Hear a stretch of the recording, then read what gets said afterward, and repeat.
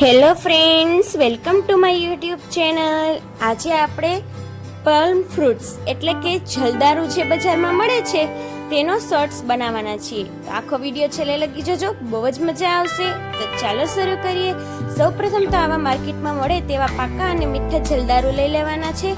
પછી તેમાં જે વચ્ચે ઠળીઓ હોય તે કાઢી અને નાના નાના પીસીસમાં તેને સુધારી લેવાના છે.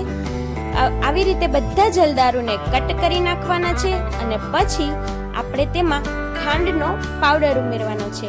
ખાંડનો પાવડર તમે વધારે કે ઓછો એડ કરી શકો છો. જો તમને વધારે ગળ્યું પીવું હોય તો વધારે ખાંડનો પાવડર એડ કરી શકો છો. હવે તેને એક વાસણમાં, મેં અહીંયા કળશામાં બધા જલદારુને નાખી દીધા છે.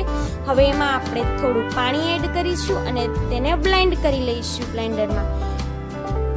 જુઓ કેટલું સરસ રીતે જલદારુનું જ્યુસ તૈયાર થઈ જાય છે. હવે આપણે એક થાળીમાં જલજીરા લઈશું અને તેના ઉપર આપણે જે ગ્લાસમાં જલદારુ સર્વ કરવાનું હોય તે ગ્લાસને કિનારીએથી આપણે જલજીરા વાળું કરી લેવાનું છે.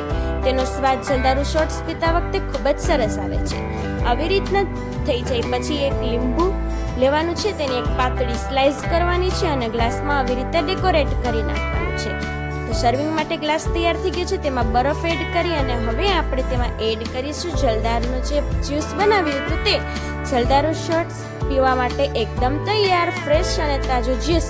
ખૂબ જ મજા આવે છે. એક વખત ઘરે ટ્રાય કરજો અને આવી અવનવી અને તદ્દન નવી રેસીપી જોવા માટે અમારી યુટ્યુબ ચેનલને ફટાફટ સબસ્ક્રાઇબ કરી નાખજો. અને જો તમને અમારો વિડીયો ગમે તો વિડીયોને લાઈક કરો, કમેન્ટ કરો અને વધુમાં વધુ શેર કરો. એક વખત ટ્રાય કરજો આ ઘરે અને પછી મને કમેન્ટમાં કહેજો કેવું બને છે.